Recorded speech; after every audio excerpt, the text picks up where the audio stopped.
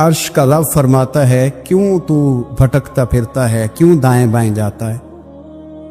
چپ کر کے مسجد آ جا اور لوگوں سے بچ کے تنہائی میں میرا ذکر کر۔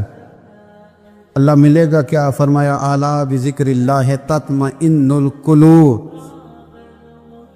میں تیرے بے چین دل کو چین عطا کر دوں گا۔ وہ تیرا تڑپتا اور پھڑکتا ہوا مزاج، اسے میں سکون کی دولت دوں گا۔ یہ تجھے کہیں اور نہیں ملے گا، یہ میری یاد میں ملے گا۔ یہ چین قرار سکون تجھے یہیں میسر آئے گا۔ اطمینان قلبی زندگی کا حسن ہے بھائی، دولت سکون اصل ہے۔ بڑے ٹھنڈے کمرے میں کچھ لوگوں کو نیند نہیں آتی، اور داتا صاحب رحمت اللہ علیہ آپ جائیں تو دونوں سڑکوں کے بیچ جو فٹ پاتھ ہے نا، اس پہ بھی کچھ لوگ سوئے ہوتے ہیں۔ ادھر سے بھی گاڑیاں گزرتی ہیں، ادھر سے بھی گاڑیاں گزرتی ہیں، لیکن بس نیند ہے نا، اللہ کا فضل ہے، اس نے دے دی ہے، آنے والوں کو آ گئی ہے۔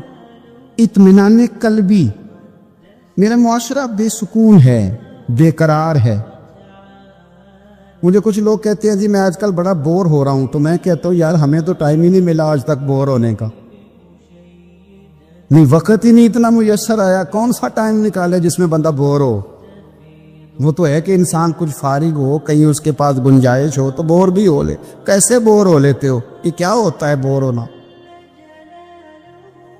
زندگی میں اتنا وقت ہی کہاں ہے کہ انسان بور ہوتا پھرے اور یہ تصور بناتا پھرے کہ میں بڑی آزمائش میں ہوں، تو میں بڑے بور ہو رہا ہوں، تو میں بڑی تکلیف میں ہوں۔ تو وقت بہت زیادہ ہے ہمارے پاس، لا یعنی کاموں میں ضائع بڑا ہوتا ہے، تو ہم بور ہوتے ہیں، پریشان ہوتے ہیں۔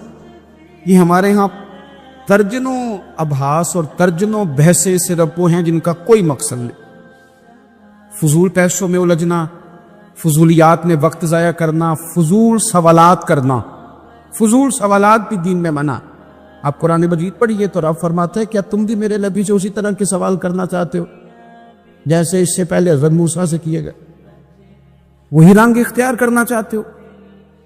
ابحاث میں الجھ جانا، اس چوک میں وقت گزارنا۔ آج کل بھلا کون کون کیا کیا کر رہا ہے، اس پر بڑا وقت گزر گیا۔ فلانا فلانی جگہ کیسے پہنچ گیا، فلانے کی فلانی مصروفیت کیسے بنی، فلانے کا فلانے سے تعلق کیسے بنا، زیادہ وقت اسی میں بیت گیا۔ فضول ابحاث، فضول بحثیں، فضول وقت کا ضیاع، اپنے معاملات پہ بالکل توجہ نہ دینا۔ پرنسپل صاحب اے سی والے کمرے میں آرام سکون سے بیٹھے، انہیں پتہ ہی نہیں کہ اٹھ کے باہر جاؤں دیکھوں جا کے میرا عملہ کیا کرتا، انہیں پتہ ہی نہیں۔ پیر صاحب کے لیے چونکہ لنگر ذرا تھوڑا سا پیر صاحب کو بتایا ہوتا ہے ڈاکٹر نے کہ تو نے یخنی کھانی ہے چھوٹے گوشت، اس کے لیے چونکہ لہدہ سے پکتا ہے اور گلاس پانی کا سٹیج پہ پہنچتا ہے، 6 بندے رومال لیے کھڑے، اٹھ کے دیکھتے ہی نہیں کہ مرید کو سبق پڑھ رہا ہے کہ نہیں پڑھ رہا۔ طالب علم پہ جا کے توجہ ہی نہیں دیتے کہ اس کے کمرے کا حشر کیا ہے۔ میں ایسے لوگوں کو جانتا ہوں کہ جو اپنے اداروں کا مہینوں وزٹ نہیں کر پاتے، اپنے اداروں کا۔ فیکٹری کے مالک کو پتہ ہی کوئی نہیں کہ کارکن کیا کر دی، یعنی اٹھ کے وہ پسند ہی نہیں کرتا کیونکہ اس کے کمرے میں اے سی لگا ہوا ہے، مزدور دھوپ میں کام کر رہے۔ ہمارے ڈھیروں کام فقط اس لیے خراب ہوتے ہیں کہ ہم اپنے وقت کو ضائع کرتے ہیں، ہم اپنی ذمہ داریوں کا احساس نہیں کرتے، پوری طرح ہم نے اپنے وقت کو الجھا لیا ہے۔ نبی پاک صلی اللہ علیہ وسلم فرماتے ہیں جنتی بھی ایک بات پہ حسرت کریں گے، حالانکہ وہاں کوئی کمی نہیں، کوئی کمزوری نہیں، پر جنتی بھی حسرت کریں گے، کہیں گے ہائے کاش، حسرت کریں گے۔ یا رسول اللہ کس بات پر؟ تو حضور فرمانے لگے وہ وقت جو دنیا میں ان سے ضائع ہو گیا، خدا کا ذکر نہیں کر سکے، درود نہیں پڑھ سکے، جو وقت ضائع ہو گیا، اس وقت پر جنتی بھی جنت میں جا کے حسرت کرے گی کہ یار یہ کیوں ضائع کیا۔ دیکھیں دنیا میں نا سب سے بندہ سمجھدار وہ ہے جسے اپنا وقت مینج کرنا۔ ہم کیا کرتے ہیں، ایک چیز کو گلے لگا کے باقی کاموں سے بھی رہ جاتے ہیں۔ آج کل مجھے کاروباری ٹینشن ہے لہذا نمازی بھی گئی، آج کل مجھے کاروباری ٹینشن ہے لہذا ابا جی کی خدمت بھی گئی، آج کل مجھے کاروباری ٹینشن ہے لہذا حقوق العباد بھی گئے، چونکہ کاروباری ٹینشن ہے تو لہذا کسی سے ہنس کے مسکرا کے بات کرنے والی جو نیکی تھی وہ بھی گئی۔ ایک ٹینشن آئی ہے نا تو ہم نے سارا کچھ اسی کھاتے لگا دیا ہے، وہ تو آتی رہے گی۔ نبی پاک صلی اللہ علیہ وسلم نے 23 سالوں میں انقلاب برپا کیا۔ آپ دیکھ لیں کون سا ایسا موقع ہے جہاں سکون سے کسی نے بیٹھنے دیا؟ کبھی کافر بدر میں آ گئے، کبھی احد میں آ گئے، کہیں خندق میں آ گئے، کہیں خیبر میں آ گئے۔ وہ معاملہ اپنی جگہ پہ تھا تو یہاں مدینے میں یہودیوں کی سازشیں شروع ہو گئیں۔ وہ اپنے مقام پر ایک معاملہ تھا تو منافقین اندر تھے، وہ الگ سے عبداللہ بن ابی سلول کا گروپ الگ سے سازشیں کرتا تھا۔ پر ان ساری پریشانیوں کے باوجود اور جو نجی اور ذاتی دکھ تھے وہ بھی اپنی جگہ پہ قائم۔ کبھی حضرت ختیجہ وصال کر گئی، کبھی حضور کی بڑی شہزادی کا وصال ہو گیا، حضور بدر کی فتح کر کے آ رہے تھے تو حضرت عثمان غنی نبی پاک کی شہزادی کو دفن کر کے آ رہے تھے، تدفین ہو رہی تھی۔ یہ سارے نظام دکھ بھی ساتھ رہے اور ان سارے کاموں کے باوجود رسول پاک تہجد بھی وقت پہ پڑھتے رہے، صحابہ کو قرآن بھی وقت پہ سکھاتے رہے، رسول پاک صلی اللہ تعالی علیہ وآلہ وسلم لوگوں سے مسکرا کے بھی وقت پہ ملتے رہے، حسنین کو کندھوں پہ بٹھا کے وہ والا معاملہ بھی وقت پہ کرتے رہے۔ سارے کام ساتھ ساتھ ہوتے۔ ہم نے ایک تو چیز کو بگو دی، یہ نہیں صحیح ہو رہا لہذا سارا کچھ ہی خراب۔ ہمارا وقت ضائع ہو رہا بھائی، اور تیزی سے ضائع ہو رہا۔ کام بڑے قیمتی ہیں، اپنے آپ کو قیمتی سمجھیں۔ آپ دیکھیں نا ہمارے صوفیاء کہتے ہیں کہ وہ بار کچھ پہچاننا، اللہ کی معرفت حاصل کرنا، آگے بڑھنا یہ تو دور کی باتیں، سب سے پہلا کام یہ ہے کہ من عرف نفسہ، اپنے آپ کو تو پہچان۔ امام علی مقام آرام سے مسجد نبی میں بیٹھے تھے، زمانہ پوری دنیا سے جاتا تھا، ہاتھ چومتا تھا، قدموں میں بیٹھتا تھا۔ اتنے بڑی عظمت والی بھی کوئی شخصیت ہوگی جس کے رگوں میں رسول اللہ کا خون دوڑتا ہے، جسے حضور اپنی زبان مبارک اس طرح وہ چوسا کرتے تھے جیسے عرب کے لوگ پیاس کے عالم میں کھجور چوسا کرتے تھے۔ اتنا بڑا بھی کچھ شخص تھا، لیکن جب دین پہ کڑا وقت آیا تو حسین نے مسجد کی خطابت نہیں بچائی، آستانہ نہیں بچایا۔ امام علی مقام نے کہا کوفہ لٹتا ہے تو لٹتا رہے، دمشق میں فساد ہوتا ہے تو ہوتا رہے، وہ ملک شام کی بچیاں رو رہی ہیں تو روتی رہیں کہ ہم پہ یزید قابض ہو گیا، میری مسجد آباد ہے، کافی ہے نا۔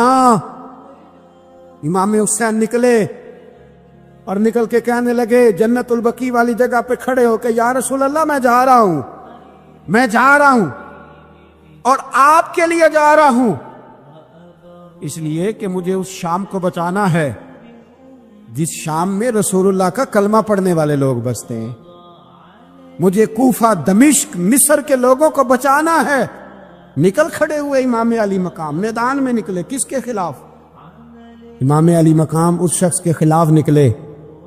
سارے خطبے امام حسین کے پڑھ کے دیکھو، امام حسین نے فرمایا یزید شرابی ہے، شرابی مسلمانوں کا حکمران ہو سکتا؟ آپ نہ بولیں بے شک، پر بات تو سچی ہے نا۔ امام حسین نے فرمایا شرابی کو ووٹ دیا جا سکتا؟ فرمایا رنڈیوں کا ناچ دیکھتا ہے جو مجرے دیکھے، جو رنڈیوں کے ناچ دیکھے وہ مسلمانوں کا حکمران ہو سکتا؟ امام حسین میدان میں نکلے اور 18 سال کے علی اکبر سے لے کر 6 مہینے کا علی اصغر دے دیا، لیکن شرابی کو برداشت، بے حیا کو برداشت تو میں کیسے کرتے؟ اپنی جیب سے فلک سے چھپوا کے ظالموں، جابروں، بدماشوں کو ووٹ دیتے ہو۔ امام حسین کو تیری دیگ کی ضرورت ہے جو تو 10 محرم پہ پکاتا ہے، چاولوں کی ضرورت ہے جو تو نے 9 محرم کو پکائے، ان کو اس بریانی کی عادت تھی جو تو نے پکائی ہے۔ میرے گھر میں فلاں MNA MPA صاحب آ گئے تھے، امام حسین کے گھر کے اندر یزید نے پیغام بھیجا، اس نے کہا جیسے کہو گے کر لوں گا، اتنے پیسے کہو گے دے دوں گا، جتنی مسجدیں کہو گے بنوا دوں گا، جتنے ادارے کہو گے تعمیر ہو جائے، مجھے نہ چھیڑو۔ آپ نے فرمایا نا، مسجد مدرسے اس وقت آباد رہتے ہیں جب حکمران صحیح ہوتے ہیں، اور جب حکومتیں غلط ہوتی ہیں تو پھر مساجد آباد، پھر مدارس کی آباد کاری ہو ہی نہیں سکتی۔ میں دین میں نیا رکھنا کھول دوں؟ امام علی مقام کھڑے ہوئے، پر میں کیا کروں؟ حکومت کیا کروں؟ حکومت سے کیا کہوں؟ اگر میری ملت کے اپنے جوان کے موبائل میں رنڈیوں کا ناچ ہو تو 10 محرم کو تو امام حسین کربلا میں تڑپ جاتے ہوں گے۔ اگر 9-10 محرم کو جو نکلا امام علی مقام کی بات کرنے کے لیے، وہ نوجوان اگر سگریٹ کا، شراب کا، بدماشی کا عادی ہو تو حضرت علی اصغر کہیں گے نا میری قربانی کا کیا بنا؟ وہ تو نکلے تھے عریانی اور فحاشی کے خلاف۔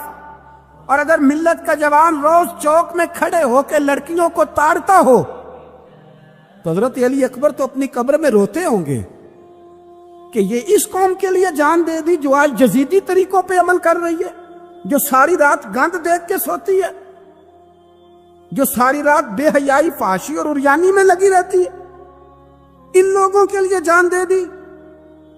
اتنا ظلم ان شہیدوں کے ساتھ، اور 10 محرم کو دیگ پکا کے کہتا ہے میں امام حسین کا ماننے والا ہوں، میں امام علی مقام سے پیار کرنے والا ہوں۔ نہ بھائی، امت مسلمہ کو بیدار ہونا پڑے گا۔ امام علی مقام میدان میں نکلے، ڈٹ کے نکلے، اور امام نے فرمایا میدان میں نکل کر کہ میرا وطن مدینہ ہے، میرا وطن مدینہ ہے، پر مدینہ بعد میں، رسول اللہ کا دین پہلے۔ تو پاکستان کی بات کرتا ہے؟ امام علی مقام نے فرمایا مدینے کی شریعت بعد میں، رسول اللہ کا دین پہلے، اور تیرے تو بچے عام سے ہیں۔ امام حسین نے فرمایا میری گود میں جو بچے ہیں وہ رسول اللہ کے نواسے ہیں، پر بچے بعد میں، نبی پاک کا دین پہلے۔ آپ نے فرمایا تیری بیٹی بڑی باوقار ہوگی، اس کی بڑی عزت ہے، تو کہتا ہے بیٹی کی وجہ سے بلیک میل ہو گیا، لیکن جو شان خدا نے حسین کی بیٹی کو عطا فرمائی، جن بچیوں کا سر کا بال ننگا ہو جائے، سر کا بال ننگا ہو جائے، تو امام شورانی فرمایا کرتے تھے اگر مدینے میں کسی سید زادی کے سر کا بال ننگا ہوتا تھا تو سورج اپنا منہ چھپا لیا کرتا، سورج چھپ جاتا تھا بادلوں کی اوٹ میں، اور مدینے والے سمجھ لیتے تھے کہ گھر میں کام کرتے کرتے کسی سید زادی کے سر کا کوئی بال ننگا ہو گیا۔ ان شہزادیوں کا اتنا وقار۔ ایک روایت میں نے پڑھی، کلیجہ منہ کو آیا، مصطفیٰ کریم بیٹھے تھے تو سیدہ عائشہ صدیقہ رضی اللہ تعالیٰ نے عرض کی یا رسول اللہ صلی اللہ علیہ وسلم، وہ دیکھے سیدہ فاطمہ آ گئی ہے، وہ دیکھے بی بی صاحبہ بغیر بتائے آ گئیں۔ حضرت فاطمہ الزہرا آئی، حضور نے فرمایا فاطمہ بغیر اطلاع کے، حضور چھوٹا سا کام تھا، کیسے آئی ہو؟ تو بی بی صاحبہ نے نا، عورتوں کا پلو ہوتا ہے نا چادر کا، تو پلو کھولا تو ایک روٹی بندھی ہوئی تھی، ایک روٹی چادر میں۔ یہاں لوگ زیور باندھتے، دولت باندھتے، ایک روٹی حضرت فاطمہ نے پلو میں باندھی، کھول کے پیش کی، کہا بیٹے یہ کیا ہے؟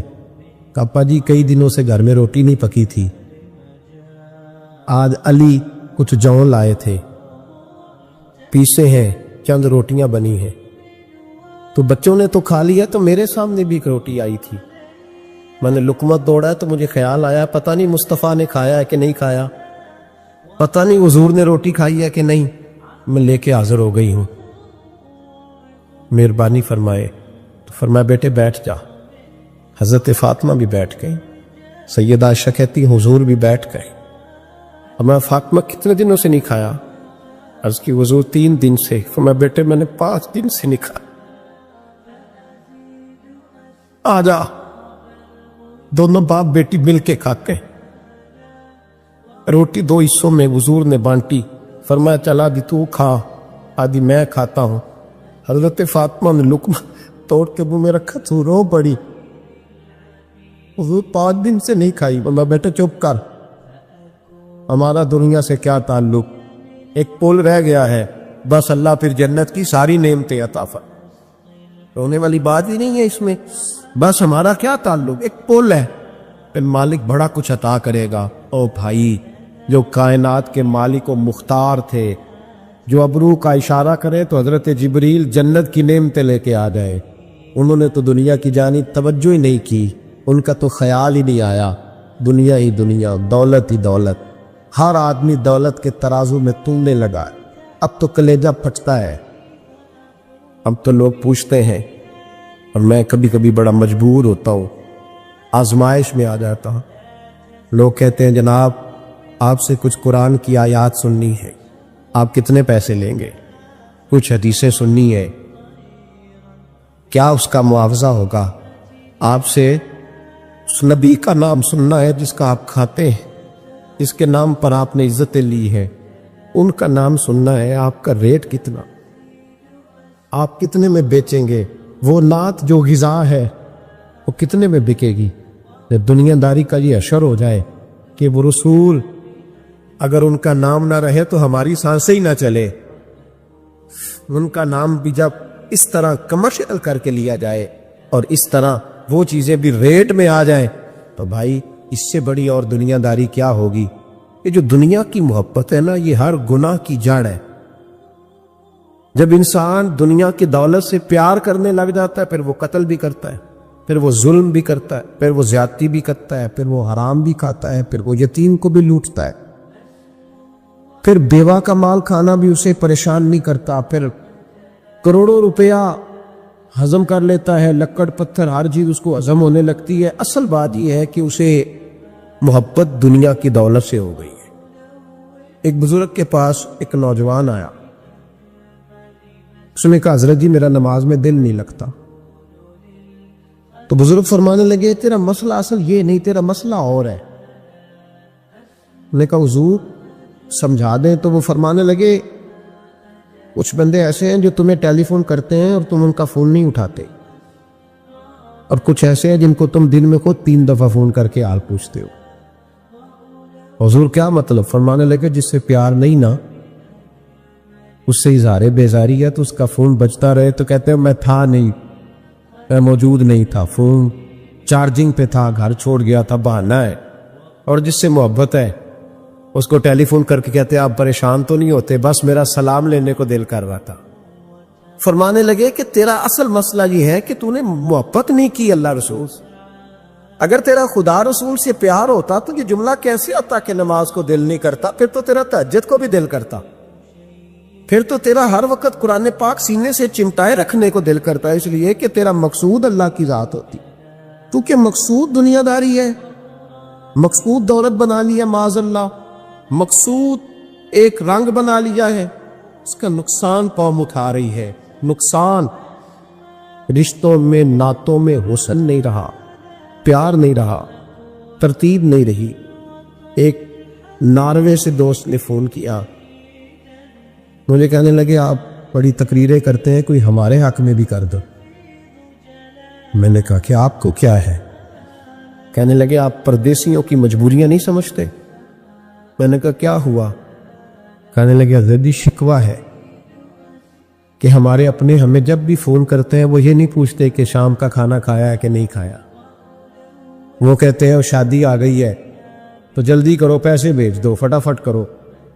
कहते हैं कभी किसी ने हमसे हमारा हाल ही नहीं पूछा, कभी किसी ने ये गौर ही नहीं किया कि वो परदेश में गया है और शाला परदेसी कोई भी न थी वे, कख जिना तो पारे ताड़ी मार उड़ाना बाहू असी आप ही उड्डन हारे। तो तैयार बैठे, हाल ही कोई नहीं परदेश में। यहां हाल यह है कि जो फोन करता है, एक बुजुर्ग कहने लगे कि 22-23 साल दिए हैं परदेश को, तो अपनी बीवी को फोन किया है कि अब नहीं होता, घुटनों में दर्द रहता है, कमर कमजोर हो गई है, अब मेरा दिल करता है खा रहा हूं और मैं अपने घर में बैठ के बच्चों के बीच बैठ के रोटी खाऊं। आसाब कमजोर हो गए हैं, दिल की धड़कन तेज रहती, پتہ نہیں کب وقت آ جائے تو کہتے ہیں میری بیوی جسے میرے دکھ سکھ کا ساتھی ہونا چاہیے، وہ کہتی ہے چلے 3-4 سال اور لگا لے پھر آ جانا۔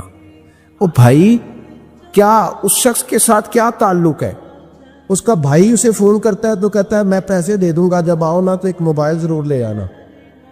اس کو لوگ فون کرتے ہیں، رابطہ کرتے کہ جناب وہ ایک چھوٹی سی چیز، وہ میں پیسے دے دوں گا، تو پیسے دینے ہیں تو یہاں سے کون سی چیز نہیں ملتی؟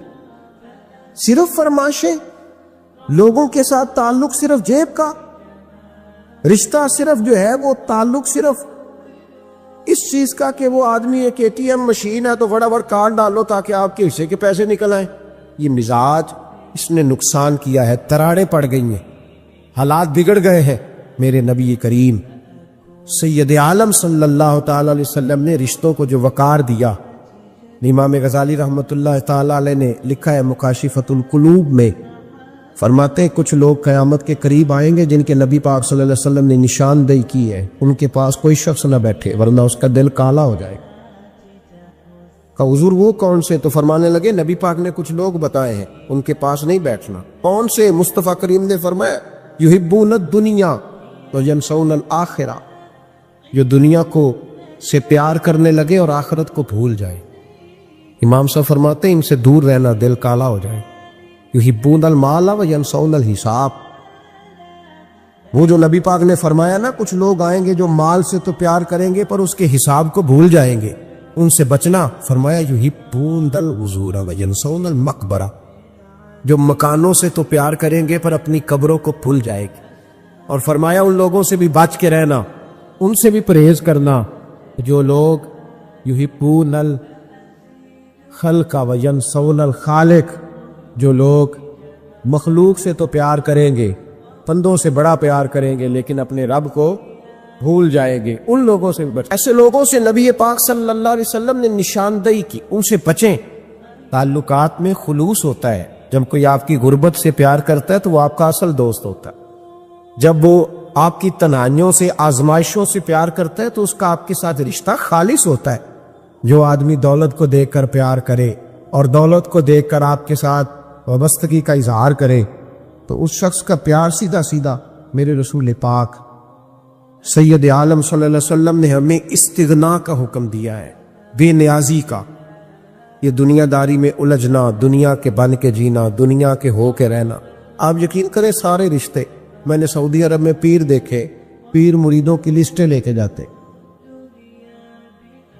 ان کو ٹیلی فون ہوتا ہے تمہارے پیر صاحب آ گئے، تم بھی پہنچ جاؤ، ٹھنڈی بوتلیں لے آنا آتی دفعہ۔ وہاں وزن اٹھایا نہیں جاتا واپسی پہ۔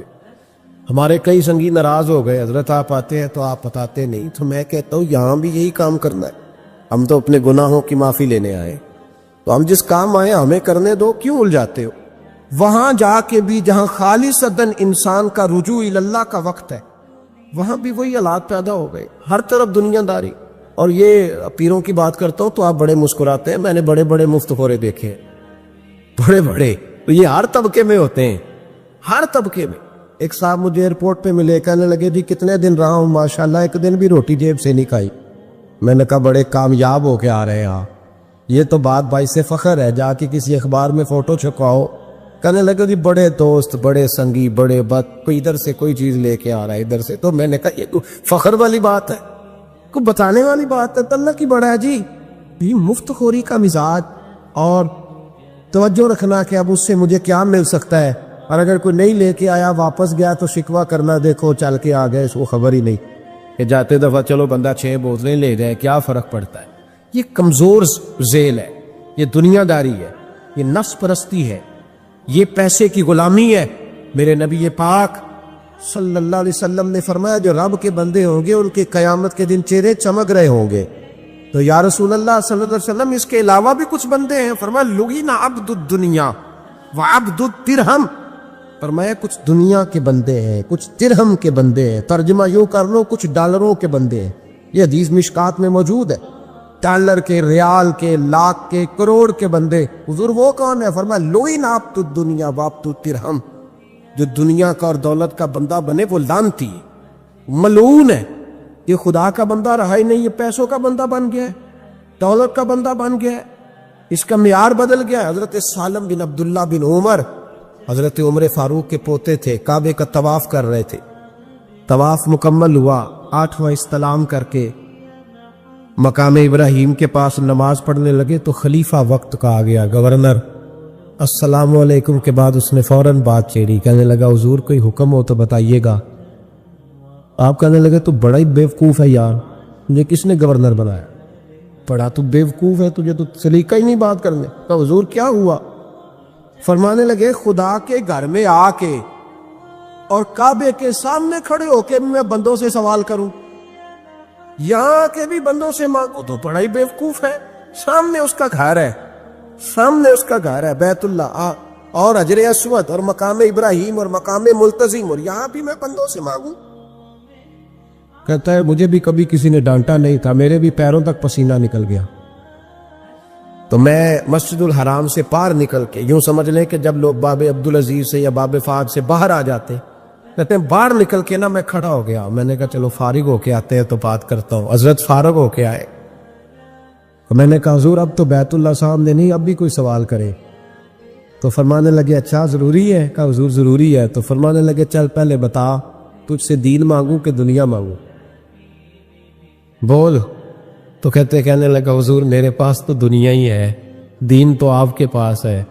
جب یہ جواب دیا تو حضرت سالم چلنے لگے اور چلتے چلتے فرمانے لگے جا اپنا کام کر، دنیا تو میں نے اس سے کبھی نہیں مانگی جس نے دنیا بنائی ہے، میں نے اس سے نہیں کبھی مانگی، تو کیا حیثیت رکھتا ہے؟ میں نے تو اس سے بھی جب بھی مانگا ہے یا اس کا قرب مانگا ہے یا اس کے رسول کی غلامی مانگی ہے، وہ اس سے نہیں مانگتا جس نے بنائی ہے، تو کیا دے سکتا ہے؟ تیری کیا حیثیت ہے؟ تو بھائی ان لوگوں نے قریب پھٹکنے نہیں دیا، ان کے قریب یہ چیز آئی نہیں، بے نیاز لوگ تھے، توجہ ہی نہیں تھی۔ حضرت محبوب سبحانی غوث اعظم شیخ عبد القادر جیلانی رضی اللہ تعالی، آپ ایک کاروبار بھی کرتے تھے، تو آپ کا کچھ مال آ رہا تھا جہاز کے ذریعے، ایک بندے نے خبر دی کان میں حضور جہاز ڈوب گیا، فرمانے لگے الحمدللہ الحمدللہ، ڈوب گیا جناب۔ یہاں جہاز ڈوب جائے تو بندہ بھی ڈوب جاتا ہے۔ کہتے ہیں صاحب انتقال کر گئے، 10 لاکھ کا نقصان ہو گیا تھا، مال ڈوب گیا پورا جہاز ہی، فرمایا الحمدللہ، اور تم نے جلدی کی خبر دینے میں سبق پڑھا رہا تھا، کیوں مجھے دخل اندازی دی تم نے میرے کام میں، کیوں دخل اندازی کی؟ اب الحمدللہ۔ تھوڑی دیر کے بعد اس نے پھر کان میں کہا حضور وہ غلط خبر تھی، جہاز بچ گیا، فرمانے لگے الحمدللہ۔ پھر شاگردوں سے کہنے لگے میرا چہرہ دیکھ رہے تھے پہلی خبر کے بعد بھی، اس خبر کے بعد بھی؟ حضور دیکھ رہے تھے۔ فرمایا کوئی تبدیلی تو نہیں آئی؟ کہا حضور نہیں۔ فرمانے لگے شکر الحمدللہ، رب نے میرا دل دولت سے نہیں جوڑا، اپنی ذات کے ساتھ جوڑ کے رکھا ہوا ہے، تبدیلی تو نہیں آئی۔ یہاں تو ٹینشن ہی ٹینشن ہے، ڈپریشن ہی ڈپریشن، اور بات کس کی ٹینشن ہے؟ پیسے کوئی نہیں، دولت کوئی نہیں، کوئی چکر چل جائے نا کبھی، اس سے بھی کبھی پوچھ جس کے پاس ہے، وہ تجھ سے زیادہ غریب ہے، اس سے کبھی پوچھ، وہ تجھ سے زیادہ آزمائش میں ہے۔ غریب شہر تو فاقوں سے مر گیا، لیکن امیر شہر نے ہیرے سے خودکشی کر لی، اس کو بھی تو پوچھ اس کا کیا حال ہے۔ دانش منداں دا کم نہیں، دل دنیا نہ لانا، اس ووٹی کئی خامد کی تھی، تو جو کیتا سو کھانا، یہ تو کام ہے اس کا۔ بڑے آئے بڑے چلے گئے، بڑے آئے بڑے نکل گئے، توجہ ہی نہیں، مزاج ہی نہیں۔ حضرت مولا علی شیر خدا، علی المرتضیٰ، امام الاولیاء، صاحب صدق و صفا، داماد مصطفیٰ صلی اللہ علیہ وسلم، اسد اللہ، حضرت علی شیر خدا رضی اللہ تعالیٰ عنہ کوفے کے چوک میں کھڑے تھے، تو کہہ رہے تھے یار میرے نا طامت پرانی ہو گئی ہے، یہ میں نے زرہ بیچنی ہے، کوئی بندہ مجھ سے خرید لو تاکہ میں نئی طامت لے لوں۔ تو ایک بندہ کان میں کہنے لگا حضور طامت کے پیسے بھی نہیں؟ فرمانے لگے پیسوں کو چھوڑ، علی کا سینہ دیکھ، اللہ نے ایمان کی دولت سے بھرا ہوا ہے۔ پیسے اہمیت نہیں رکھتے، ان کی وہ اہمیت نہیں جو دنیا نے بنا لی۔ فرمایا ضرورت نہیں تھی، اب ذرا احساس ہوا ہے کہ زیادہ ہی پھٹ گیا ہے، پردہ نہیں صحیح طرح پورا کرتا، تو میں نے کہا چلو زیرہ بیچ کے نیا لے لے۔ ضرورت نہیں، مزاج نہیں، طبیعت نہیں، انہوں نے ماحول نہیں بنایا، ہمارے تو ہاتھ ہو گئی۔ اتنا بری حالت ہے کہ ناقابل برداشت۔ حضرت عبداللہ ابن عمر بھی بیٹھے تھے، کوئی بات ہو رہی تھی، ایک حجرے میں بیٹھے تھے، دروازے پہ دستک ہوئی، مسند امام احمد میں حدیث ہے، نبی پاک علیہ السلام نے فرمایا انس دروازہ کھولو، دروازے پہ وہ بندہ ہے جس کو اللہ بغیر حساب کتاب جنت عطا فرمائے گا، وہ بندہ ہے دروازے پہ۔ حضرت انس بن مالک کہتے ہیں میں نے دروازہ کھولا تو بندہ دیکھا، غریب سا ایک انصاری صحابی، اور بندہ بڑا سادہ، وضو تازہ کر کے آیا تو پانی کے قطرے داڑھی سے بہہ رہے ہیں، اور چمڑے کے جوتے اس نے لپیٹ کے نا تو بغل میں چھپائے ہوئے، آ کے عطیات کی حالت میں بیٹھا، حضور سے دو چار باتیں کی، چلا گیا۔ ہم اس کا رنگ دیکھتے رہے اور مصطفیٰ کا کرم دیکھتے رہے۔ اس کو حضور نے جنتی کہا ہے۔ کہتے ہیں اگلے دن اسی ٹائم اسی وقت ہم حضور کے پاس بیٹھے تھے، پھر دروازے پہ دستک ہوئی، حضور نے فرمایا دروازہ کھولو، دروازے پہ وہ بندہ ہے جسے اللہ بغیر حساب کتاب جنت عطا فرمائے گا، بغیر حساب۔ کہتے ہیں دروازہ کھولا، اور جیسے ہی میری نظر پڑی بندہ بھی وہی ہے جو کل آیا تھا، اور انداز بھی وہی ہے جو کل تھا، اسی طرح پانی کے قطرے، اسی طرح جوتے بغل میں۔ السلام علیکم، کل حضور فلاں بات کی تفصیل پوچھنی مجھ سے رہ گئی تھی، غلطی ہوگی، دوبارہ آیا ہوں۔ اس نے اپنی گفتگو کی، چند جملوں میں بات سمیٹی، چلا گیا۔ فرماتے اتفاق کی بات کہ دن تیسرا، بندے بھی ہم دونوں، میں اور عبداللہ ابن عمر۔ حضرت انس بن مالک کہتے ہیں دونوں بیٹھے تھے، سیم ٹائم سیم ڈے۔ پھر دستک ہوئی، حضور نے فرمایا دروازہ کھولو، اور مسکرا کے فرمایا دروازے پہ وہ بندہ ہے جسے اللہ بغیر حساب کتاب جنت عطا فرمائے گا۔ کہتے ہیں کھل اٹھے ہمارے چہرے، باہر گئے، دستک ہوئی تھی، دروازہ کھولا۔ فرماتے مجھے یقین تھا وہی ہوگا جو 2 دن پہلے آیا تھا، اور میرے یقین کے مطابق ہی کام ہوا، وہی بندہ تھا جو کل بھی تھا، جو پرسوں بھی تھا، حالت اور کیفیت اور انداز بھی وہی تھا۔ پانی کے قطرے بہ رہے ہیں، اور اس شخص نے جوتے بغل میں دبائے ہوئے خدمت میں حاضر ہوا، بیٹھ گیا، بات چیت کی، چلا گیا۔ حضرت انس بن مالک کہتے ہیں تھوڑی دیر ہوئی تو حضور بھی تشریف لے گئے۔ حضرت عبداللہ ابن عمر مجھے کہنے لگے یار ویسے کتنے اس کے نصیب ہیں، کتنے نصیب ہیں، کوئی آیا لے کے چلا گیا، کوئی آیا لے کے چلا گیا، کوئی عمر بھر بھی نہ پا سکا۔ میرے مولا تجھ سے گلا نہیں، یہ تو اپنا اپنا نصیب ہے، یہ تو اپنا اپنا، اور نہ کسی کے حال پہ طنز کر، نہ کسی کے غم کا مذاق اڑا، وہ جسے چاہے جیسے نواز دے، یہ مزاج لطف رسول ہے صلی اللہ تعالی علیہ وسلم۔ کہتے ہیں ہم لوگ گفتگو کرنے لگے، عبداللہ ابن عمر مجھ سے کہنے لگے یار ویسے پتہ کرنا چاہیے یہ کون سا عمل کرتا ہے، پتہ کرنا چاہیے، ایسے ہم نہیں پتہ کرتے کہ یہ بندہ بڑا چمک گیا، پتہ کرو کون سا کاروبار کرتا ہے، ذرا اس کی جاسوسی تو کرو۔ اور بندے بھی بڑے سمجھدار ہیں، وہ سائیڈ بزنس نہیں بتاتے، وہ کہتے ہیں وہ جو میرا علیحدہ ہے وہ نہیں بتانا، کہیں یہ رہنا شروع کر لے۔ حالانکہ انسان کے پاس جو خوبی، جو اللہ نے اسے دولت دینی ہوتی ہے، وہ اپنا اپنا نصیب ہوتا ہے، وہ گھر میں بیٹھے بھی اللہ عطا کر دیتا ہے۔ پتہ کرو کیا عمل کرتا ہے۔ تو حضرت عبداللہ ابن عمر کہتے ہیں میں اس کے پیچھے ہو گیا، اس سے سلام لی، تو میں نے کہا مجھے 2-3 دن کے لیے مہمان بنا لو گے؟ مان نہ مان، میں تیرا مہمان، 2-3 دن کے لیے مہمان بنا لو گے؟ تو کہتے ہیں مجھ سے کہنے لگا کوئی گھر میں جھگڑا ہو گیا، کیونکہ پڑوس میں تو تمہارا، کہیں بھی تو تمہارا گھر ہے، میرے مہمان بننے کو جھگڑا ہے؟ تو میں نے کہا چلو ایسے ہی سمجھ لو، پر مجھے مہمان بنا لو۔ کہتے ہیں میں 3 دن اور 3 راتیں اس شخص کے ساتھ رہا، وہ کتنا صدقہ کرتا ہے میں نوٹ کرتا رہا، نماز کتنی پڑھتا ہے، اس کا کیا، میں چاہتا تھا کہ وہ عمل مجھے ملے جس کی برکت سے مصطفیٰ نے اسے 3 مرتبہ جنتی فرمایا ہے، تاکہ وہ کیفیات مجھے بھی ملے۔ حضرت عبداللہ ابن عمر کہتے ہیں کہ میں نے کوئی خاص چیز نہیں دیکھی، وہ عشاء پڑھتا تو فجر تک بستر پہ کروٹیں لیتا، اور میں الحمدللہ اٹھ کے تہجد بھی پڑھتا، نوافل بھی پڑھتا. کہتے ہیں وہ 1 سپارہ پڑھتا، میں 3 پڑھتا. فرماتے اس نے 3 دنوں میں کھجور بھی صدقہ نہیں دی، کہ کھجور بھی، اور میں نے بڑے بڑے غریبوں کی مدد کی. میں کہنے لگا کہ عمل تو میرا زیادہ ہے اس سے، پھر خوبی کیا ہے؟ خاص توجہ کرنا، اسلام اور دین کا جو فکری اساس ہمیں صحابہ نے دی.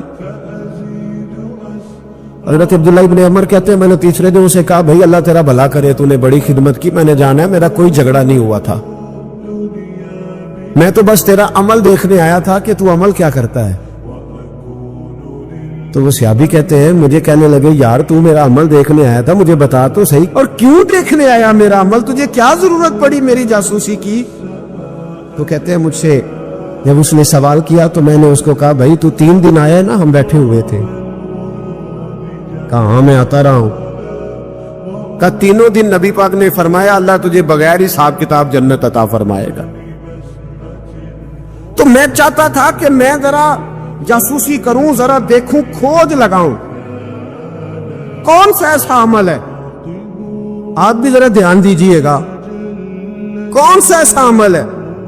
حالانکہ تو عشاء پڑھتا ہے اور اٹھ کے فجر پڑھتا ہے، میں تہجد بھی پڑھتا ہوں، تیرا سپارہ 1 ہے میرے 3 ہے. کون سا ایسا عمل ہے جس کے سبب تجھے جنت ملے گی؟ کہتے ہیں وہ صحابی کہنے لگے یار کوئی ایسا عمل نہیں، کوئی شے نہیں، میں اس قابل ہی نہیں. من نانم کے من دانم، جو میں ہوں مجھے پتا ہے.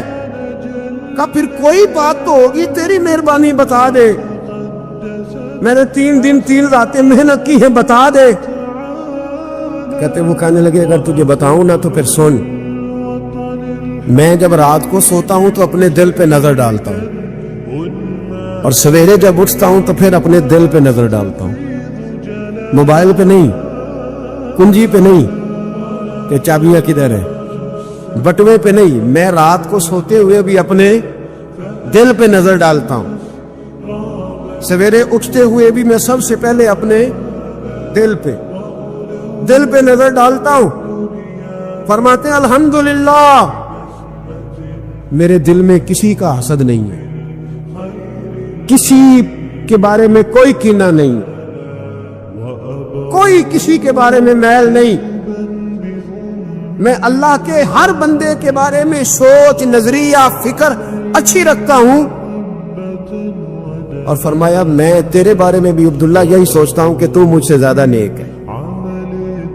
الحمدللہ اس وقت بھی میرا ذہن یہ ہے کہ انس بن مالک مجھ سے زیادہ پرہیزگار ہے.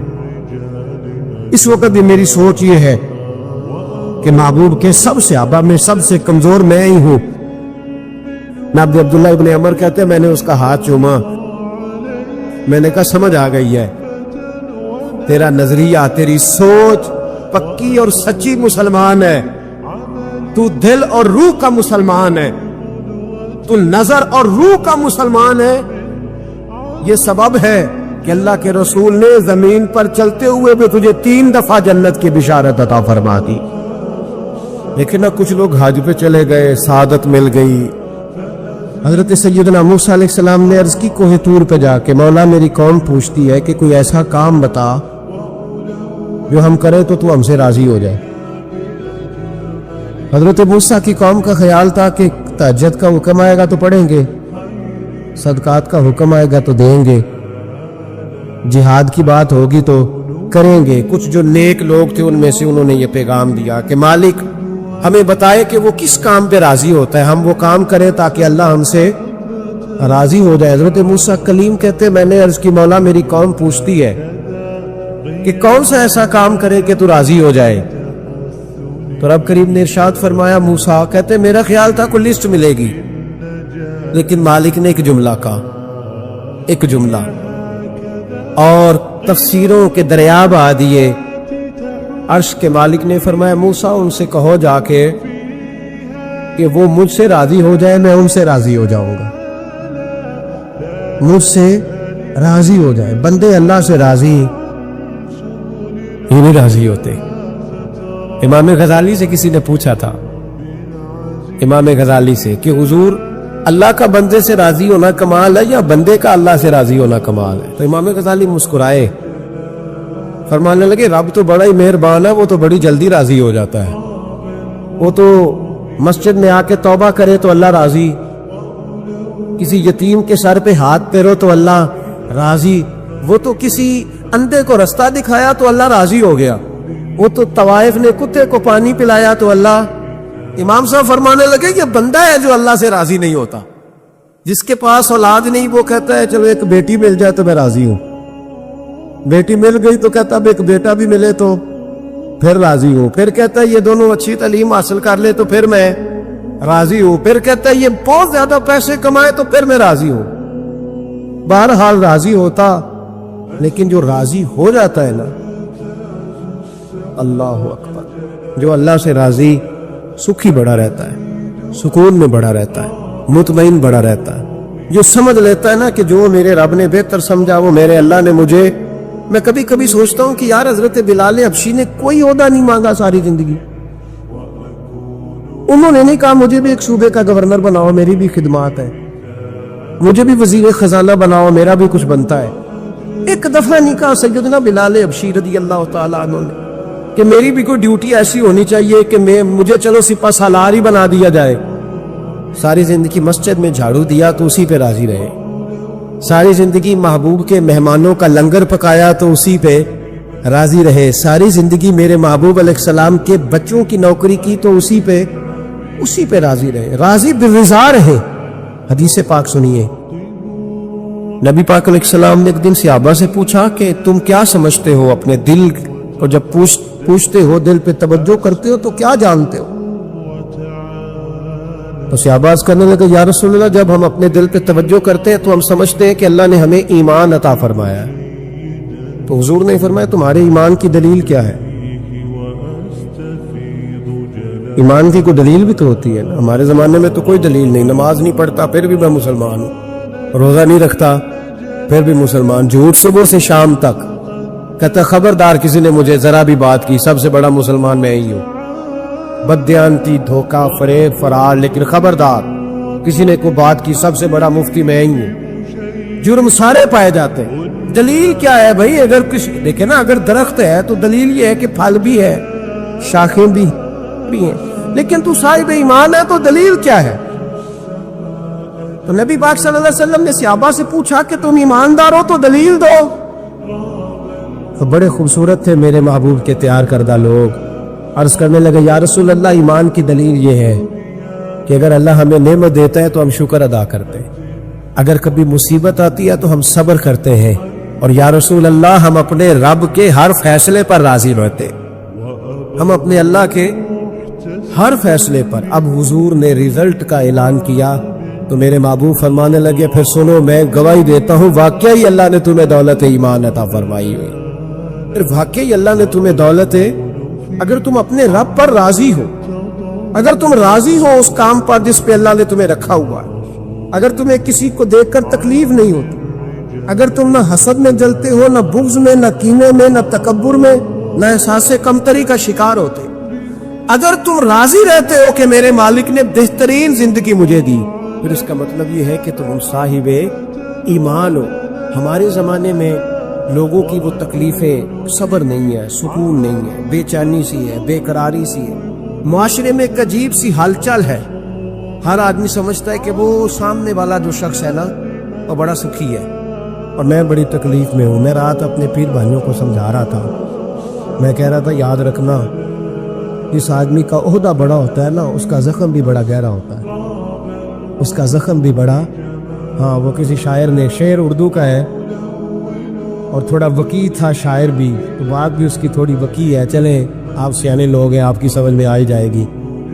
اس نے کہا تھا کہ ہجوم غم میں بھی توہین نے ضبط غم نہ ہوئی، ہجوم غم میں بھی توہین نے ضبط غم نہ ہوئی، ہم اس احتیاط سے روئے کہ آنکھ نم نہ ہوئی۔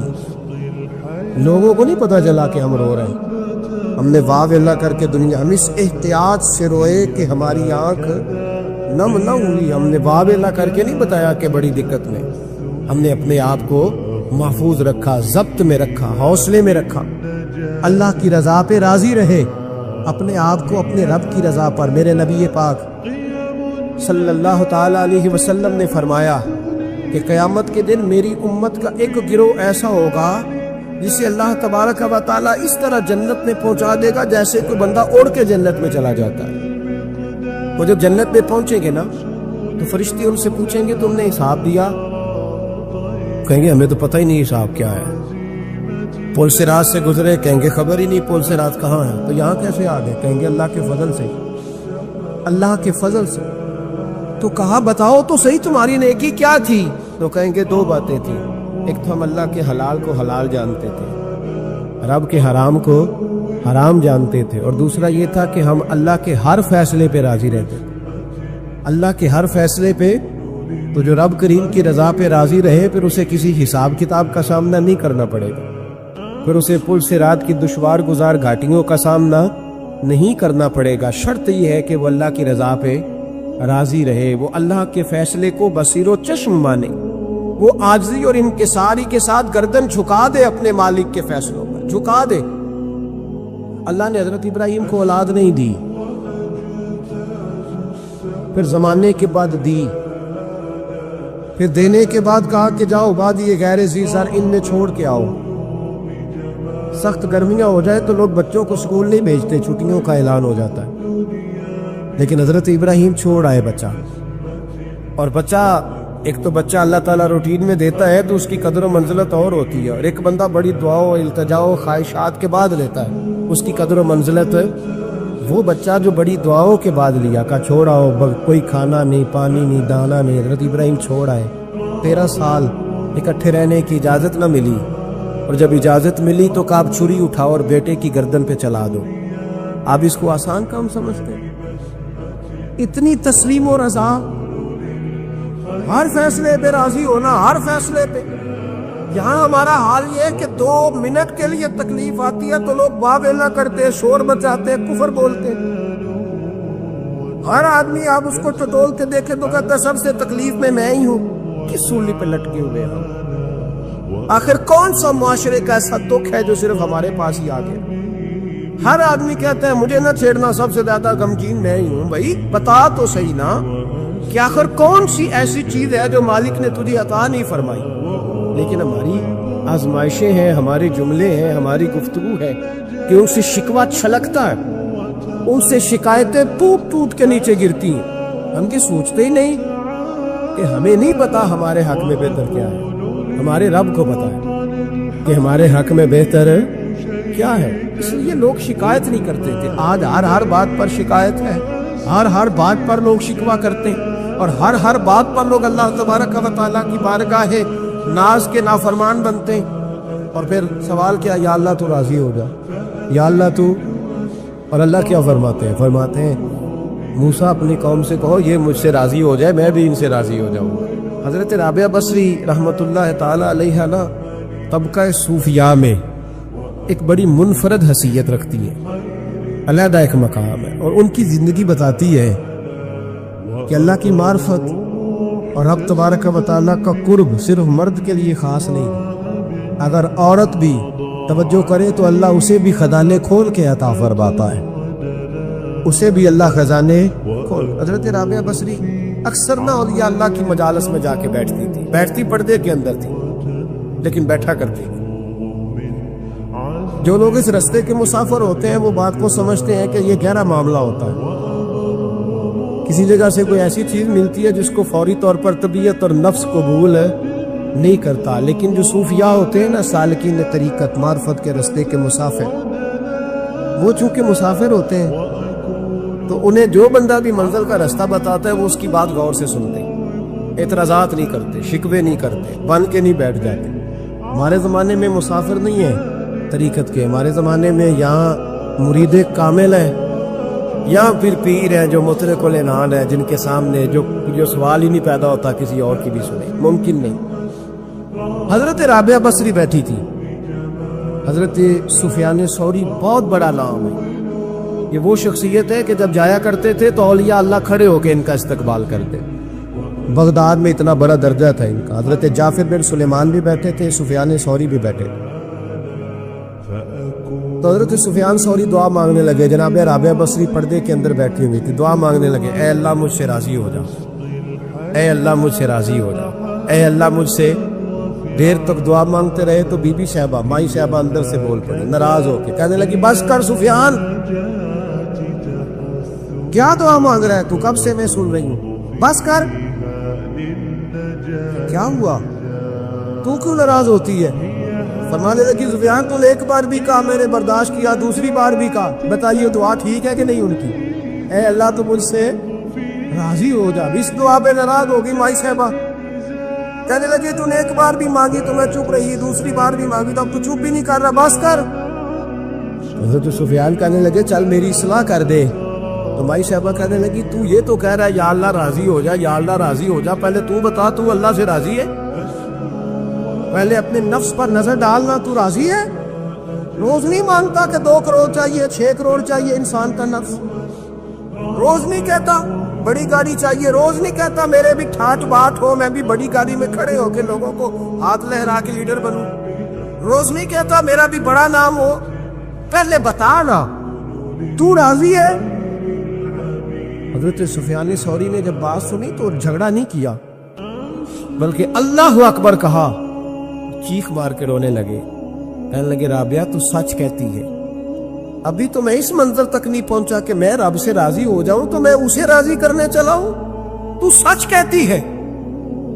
قریب ہی حضرت جعفر بن سلیمان بیٹھے تھے, وہ بی بی رابعہ کے پاس گئے, کہنے لگے مائی صاحبہ مجھے تو بتا دے آ کر بندہ اللہ سے راضی ہوتا کب ہے, یہ منظر شروع کب ہوتی ہے؟ تو آپ فرمانے لگے اس وقت کہ بندے کا جو حال نعمت ملنے پہ ہوتا ہے نا, جب وہی حال اس کا مصیبت آنے پہ ہو تو پھر سمجھو وہ اپنے رب سے راضی ہو گیا. پھر وہ اپنے رب سے, یہاں لوگ راضی نہیں ہیں, نہ شریعت کے حکم پر راضی ہیں معاذ اللہ, نہ دین کے آنے پر راضی ہیں, نہ نفاذ شریعت پر راضی ہیں, نہ لوگ اپنے ہر معاملے میں. دیکھیں نا کبھی کبھی تکلیف ہوتی ہے, کئی دفعہ لوگ بات پوچھنے آتے ہیں تو دل کرتا ہے ڈانٹ چھڑک دے. طلاق کا مسئلہ پوچھنے کے لیے لوگ عالم کے پاس آ جائیں گے, طلاق کا مسئلہ پوچھنے. سوال یہ ہے کہ تو نے شادی سے پہلے کسی عالم سے رابطہ کیا تھا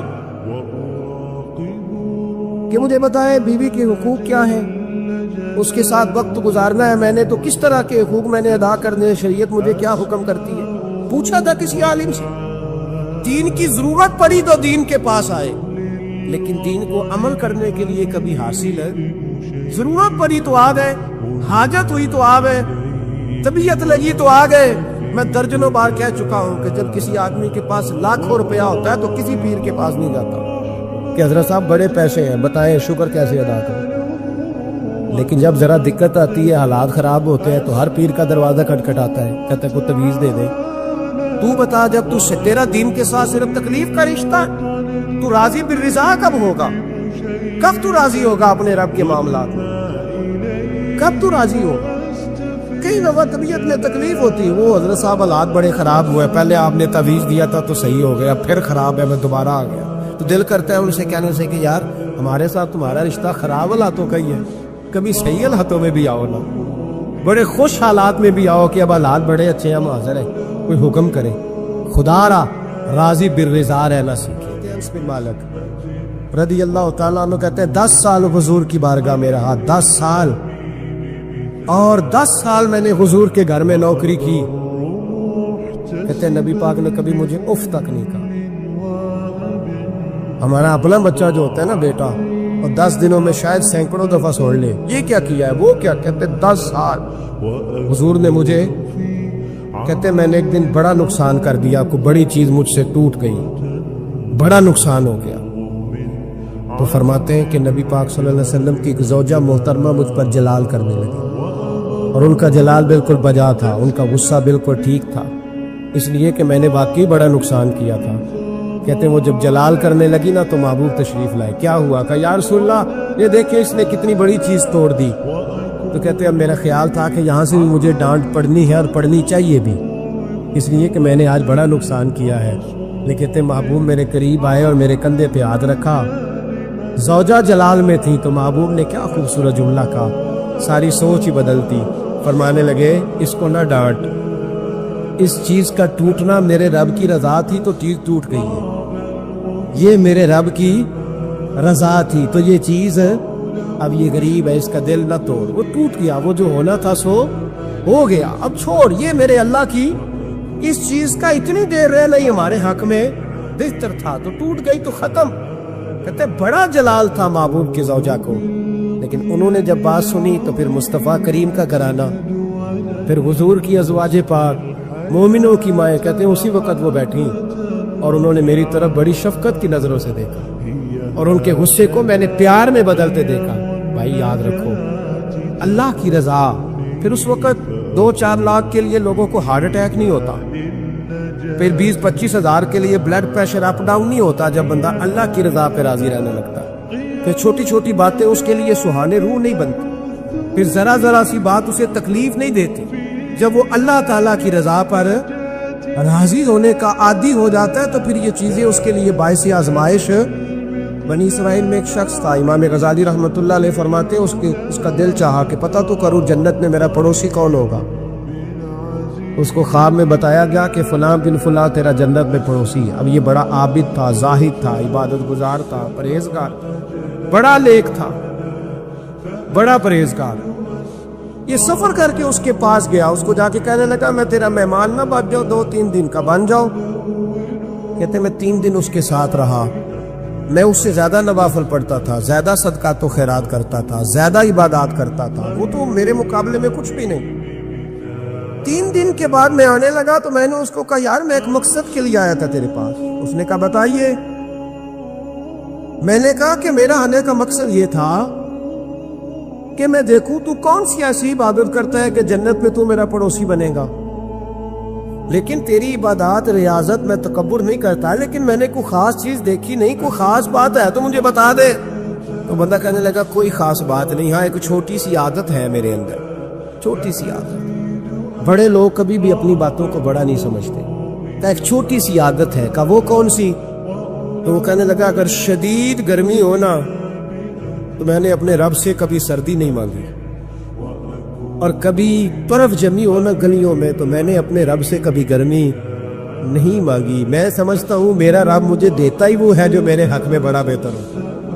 یہ ایک میری چھوٹی سی عادت ہے کہ کڑاکے کی دھوپ میں نے کبھی مالک سے سائے کا سوال نہیں کیا، اور اگر تیز بارش ہو رہی ہو تو میں نے کبھی یہ نہیں کہا کہ بارش نہیں ہونی چاہیے تھی، کیا بلے گا فلاں چیز کا۔ میں سمجھتا ہوں جو بہتر تھا اللہ نے وہی دے دیا ہے تو میں مطمئن رہتا ہوں۔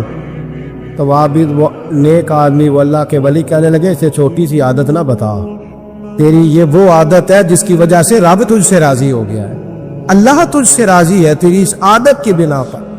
جب ہمارے مزاج میں یہ چیزیں آ جائیں گی نا کہ جو میرے حق میں بہتر تھا مالک نے مجھے وہ دے دیا ہے، پھر ہم ہر جگہ بیٹھنے کی تمنا نہیں کریں گے، پھر سامنے والے سے ہم حسد نہیں کریں گے، پھر ہم یہ نہیں چاہیں گے کہ اللہ کرے وہ مر جائے اور اس کی ہر چیز مجھے مل جائے، پھر ہمارا مزاج پھر ہماری طبیعت یہ نہیں رہے، اللہ کی رضا پہ راضی رہے، مالک کے فیصلوں میں اپنے دل میں کوئی بوجھ محسوس نہ کریں، اپنی زندگی اللہ کے فیصلوں دیکھیں نا، جو ماں باپ اللہ نے بڑے اچھے سمجھے وہ ہمارے لیے پسند کیے، وہ اللہ نے ہمارے لیے جو اس نے ہمارے حق میں بڑے، جو بہن بھائی اللہ کرے آپ کو سمجھ آئے، جو بہن بھائی اس نے ہمارے حق میں بڑے اچھے سمجھے وہی بہن بھائی اس نے ہمیں عطا کیے، جس بیوی کو اس نے ہمارے گھر کے گلشن میں بہتر سمجھا اس کو لا کے اس نے ہمارے آنگن میں بٹھایا، اور جو اولاد اس نے ہمارے لیے باعث افتخار سمجھی وہ اولاد اس نے ہمیں عطا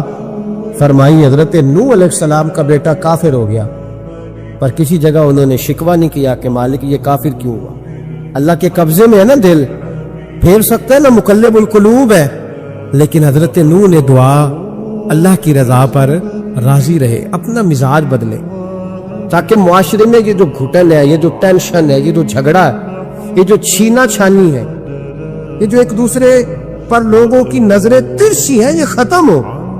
سمجھو کہ میرے حق میں جو بہتر تھا مالک نے وہ چیز مجھے عطا کر دی۔ میں اکثر کہتا ہوں اپنے دوستوں کو، میں کہتا ہوں مجھے ایسے لگتا ہے جو سب سے اچھے ماں باپ تھے وہ اللہ نے مجھے عطا فرمایا، اور جو سب سے بہترین اساتذہ تھے نا ان کا دروازہ اللہ نے مجھے عطا فرمایا، اور جو جس شیخ جس پیر کو اللہ نے سب سے زیادہ شان عطا فرمائی اس کا دروازہ اللہ نے مجھے دکھایا۔ اور اس کے بعد اتنے تابع دار شاگرد میں نے کسی کے نہیں دیکھے جتنے مجھے ملے، اور اتنے وفادار پیر بھائی اور مرید میں نے کسی کے نہیں دیکھے جتنے مجھے ملے۔